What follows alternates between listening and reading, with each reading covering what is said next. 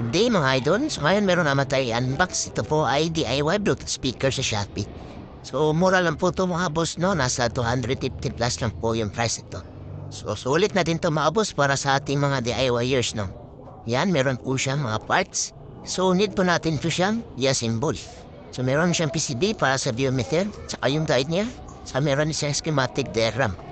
So ngayon mga boss, tatanggalin natin yung speaker niya. Ito.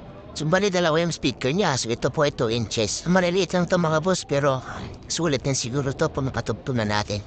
Meron siya acrylic glass. Ito po siya. Yan po lahat ng naman ng ating parcel. So, ngayon na-assemble natin yung ating biometer. So, yan po yung music reactive lead driver. So, based dito sa diagram, meron naman siya mga labels. Saan natin lagay yung LED at saka yung mga ibang components. So, bali, pag nilagyan na natin mga boss, ay siguraduhin natin na tama yung mga components natin itatanin. So, kaya gamitan natin siya ng tester para ma-measure natin yung mga resistance ng ating resistor. So, bago natin siya ikabit, feed mo na natin siya, ikastin. So, para wala nang problema mga boss, saka diretso na yung ating paghinam. So, start na tayo maghinam. Unahin natin yung kanyang mga resistors. Tapos, ito ang integrated circuit niya, yung IC. And miss po yung train ng ating biometer. So, pwede na natin gamitin itong biometer mga boss. Sakaling meron tayong ibang paggagamitan is pwede po siya. Meron itong trainer para ma-adjust natin yung kanyang sensitivity. So, meron din siyang microphone. So, nagsisilbing input ng ating biometer.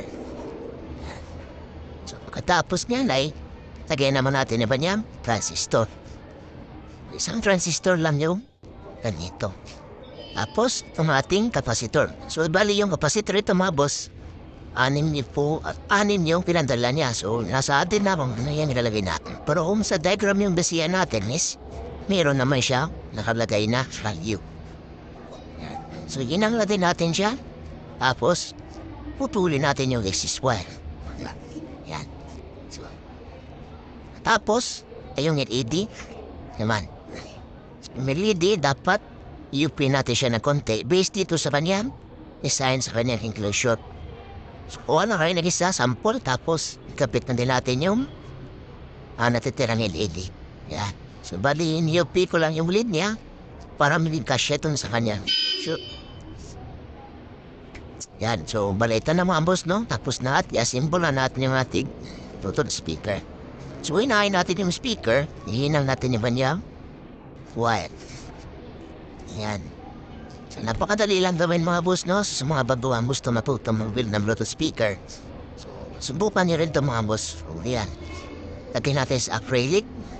Tapos meron naman siya mga screw. Tsaka mga nuts na dala.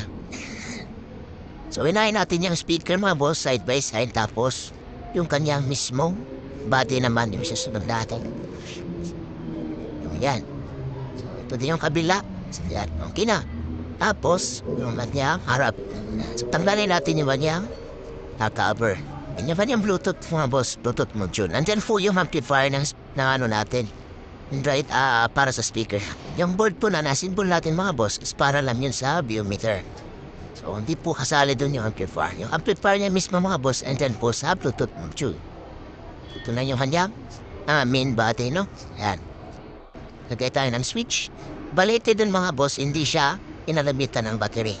So, USB powered po yung kanyang supply. So, need natin siya lagyan ng USB. Sakaling charger ang gamitin natin, kaya laptop is pwede po ito.